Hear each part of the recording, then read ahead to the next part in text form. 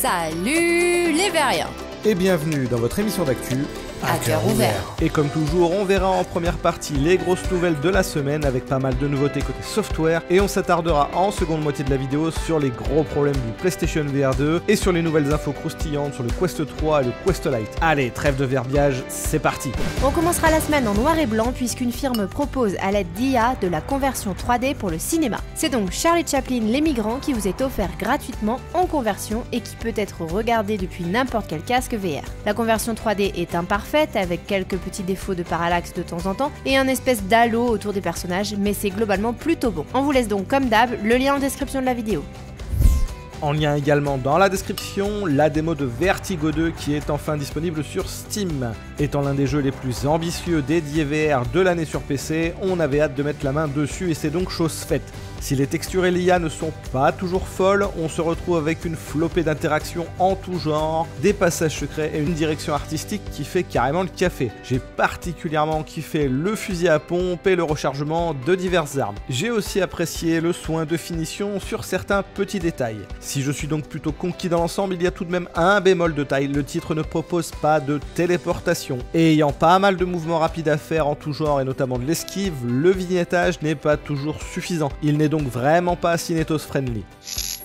Une autre démo qui cette fois-ci ne sera pas gênante avec la cinétose, c'est celle de Humanity sur PlayStation VR 2 et Steam. Resté longtemps assez cryptique avec des présentations vidéo mystérieuses, on est mi-figue mi-raisin à la découverte. Parce que là où on s'attendait à un nouveau concept de jeu, on se retrouve simplement avec un Lemmings-like avec une horde d'humains. Mais ce Lemmings aura eu un gros budget de développement et propose donc tout un tas de possibilités de gameplay, allant même jusqu'à des combats de boss avec en supplément un éditeur de niveau, ce qui est très agréable à avoir.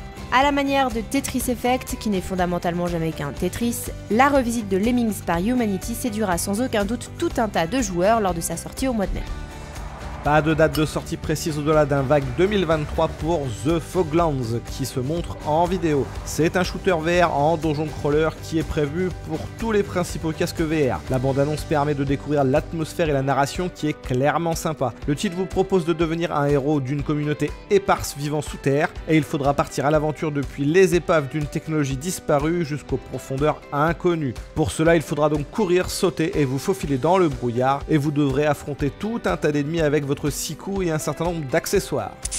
Vous aurez aussi pas mal d'accessoires divers dans The Last Worker qui arrive ce 30 mars sur toutes les plateformes. Cette aventure narrative dystopique anticapitaliste vous proposera d'incarner Kurt, un ouvrier d'usine fatigué du monde qui doit aider à démanteler l'entreprise de son employeur de l'intérieur. Promettant un mélange unique de simulation de travail et de jeux stratégiques furtifs, le titre se permet même d'être l'un des plus beaux jeux du Quest grâce à sa direction artistique. Le style peint à la main permet de proposer de nombreux détails tout en économisant beaucoup de ressources en autonome. The Last Worker ne proposera pas de doublage français mais seulement des sous-titres et sera proposé pour environ 20 €. Proposé gratuitement à partir du 9 mars, c'est Population 1 qui devient désormais un free-to-play sur MetaQuest. Tous les joueurs ayant acheté le jeu depuis le départ et avant le 9 mars recevront un pack de compensation assez velu avec des personnages légendaires, de l'arsenal prestige, des sprays et des pièces d'or. Les nouveaux joueurs free-to-play pourront gagner de l'expérience et débloquer des récompenses jusqu'au niveau 10 et ceux qui voudront continuer à débloquer des récompenses devront payer l'option accès complet qui coûtera environ 750 pièces d'or en jeu, disponible environ pour 15 €. La version PC quant à elle reste payante pour limiter la possibilité aux tricheurs de faire des comptes à l'infini, mais le jeu baisse de prix et les possesseurs recevront 1200 pièces d'or. Enfin, un nouveau mode solo avec des bots sera disponible et une mise à jour graphique comprenant une meilleure résolution des ombres en temps réel arrivera également ce 9 mars. Déjà présent sur le store, c'est une mise à jour du pack d'Imagine Dragons qui propose des améliorations visuelles cette semaine avec 2 nouvelles chansons au catalogue. On retrouvera aussi bientôt le très bon Shoot 'em Up en roguelike Yuki en réalité mixte puisque les développeurs ont franchi le cap et proposeront bientôt une mise à jour gratuite pour les casques capables de prendre en charge ce mode. Quoi qu'il en soit, que vous puissiez ou non faire de la réalité mixte, n'oubliez pas de vous abonner et d'activer la cloche pour nous soutenir et on peut passer à la partie hardware. Rien ne va plus côté PlayStation VR 2 et Sony ne communique pas trop dessus et la presse généralisée évite aussi pas mal la chose. Et bien comme d'hab, nous on va parler de ce qui fâche. La file de plaintes sur Reddit commence à être sacrément à rallonge avec un problème qui se veut visiblement assez massif. Les manettes Sense du PlayStation VR 2 semblent avoir pas mal de problèmes. Pour un certain nombre d'utilisateurs, soit les boutons ne répondent tout simplement pas, soit comme l'exemplaire que nous avons reçu, elles ne sont tout simplement pas reconnues dans les jeux. Il y a quelques solutions de contournement qui fonctionnent, au petit bonheur la chance, et autrement comme dans notre cas, il faudra renvoyer l'intégralité du pack à Sony qui n'est pas capable de juste changer une manette. Alors avant de jeter vos sens par la fenêtre, gardez à l'esprit que le problème est grandement software et risque d'être patché assez vite. Mais voici déjà quelques solutions. Démarrer les jeux sans activer le mode see-through, tenter de réinitialiser les contrôleurs, désactiver les retours haptiques des gâchettes ou encore taper sur les boutons un petit peu fort jusqu'à ce qu'ils se réveillent. Oui, manifestement, maltraiter la manette a eu quelques résultats. L'une des principales solutions consiste cependant à éteindre la manette concernée, puis à utiliser la manette DualSense de la PS5 pour accéder au jeu avant de l'allumer. Bref, un problème qui en fera rager plus d'un car incompréhensible, et le mutisme de Sony n'aide pas trop là-dessus évidemment. Le MetaQuest 3, dont la sortie est confirmée cette année, sera positionné un peu plus cher que le Quest 2 en termes de tarifs. Mais il sera plus léger, 2 fois plus puissant et avec davantage de fonctionnalités pour la réalité mixte et devrait recevoir au moins 41 nouveaux jeux et programmes dédiés. Ce que l'on ne savait pas, c'est qu'il arrivera en 2 versions. Meta a expliqué à The Verge qu'un Quest 3 Lite serait également en préparation pour 2024. Celui-ci aurait pour but d'être le plus puissant casque VR autonome au tarif le plus bas possible. Comprenez par là qu'il s'agira probablement d'un Quest 3 amputé de toute la partie réalité mixte et avec une sangle cheap au possible et possiblement pas de pass-through. Un choix qui n'est pas forcément déconnant au vu du tarif de la tech en général avec l'inflation durable et qui pourrait bien plaire à un certain nombre de joueurs uniquement intéressés par la VR.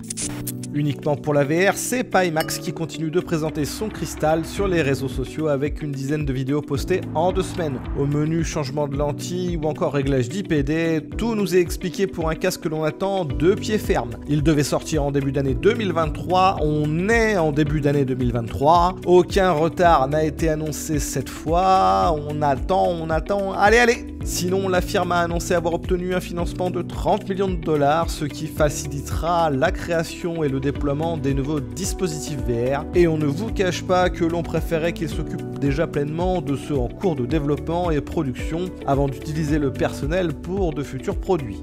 Et en parlant de futurs produits, on en apprend davantage sur la seconde génération des Ray-Ban Stories qui arriveront en fin d'année avec un bien meilleur capteur photo et vidéo. Mais surtout, on en a appris davantage sur la 3e génération des Ray-Ban Stories prévue pour 2025. Celles-ci intégreront un HUD et surtout un bracelet neuronal. Vous serez donc en mesure d'afficher des infos et un menu en partie avec la pensée. Le bracelet à votre bras interprétera les signaux envoyés par votre cerveau jusqu'à votre doigt. Et des mouvements subtils et presque imperceptibles comme bouger légèrement votre pouce sur un doigt pourraient suffire à activer des fonctions. Une fonction que l'on n'attendait pas, c'est bien du tracking des mains avec le Valve Index et le HP Reverb. Et un petit programme open source nommé Monado permet donc cette fonction au casque PC. Pas encore parfait, cela pourrait à terme permettre de passer certains jeux utilisant le hand tracking de MetaQuest sur PC. Donc pourquoi pas. La fonction n'est valable qu'avec Linux pour le moment, mais un driver SteamVR Windows devrait arriver sous peu. On vous laisse le lien en description de la vidéo.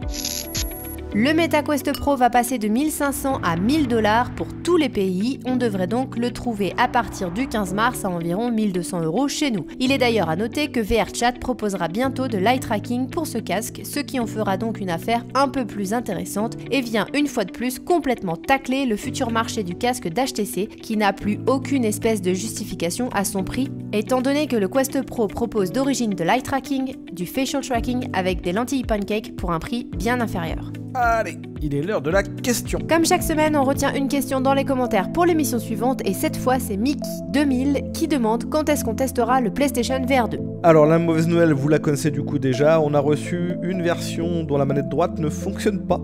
La bonne nouvelle, c'est que Sony nous a donné un délai d'1 semaine sur le renvoi, mais surtout qu'on ne peut pas le passer dans le lab. Donc le lab n'a pas besoin d'être remis à jour pour pouvoir faire le test. Donc potentiellement, dès que Zazel le reçoit, il pourra plancher directement dessus. Et le test devrait donc arriver avant fin mars 2025. Spoiler alerte, le casque est quand même un petit peu survendu par la presse généraliste, mais c'est souvent le cas pour les nouveaux produits de la tech en général. Et voilà, c'est fini pour cette semaine, on espère que ça vous a plu, et comme d'hab, si c'est le cas, n'oubliez pas le pouce en l'air et en commentaire pour nous soutenir, et on vous dit à la semaine prochaine, ciao ciao.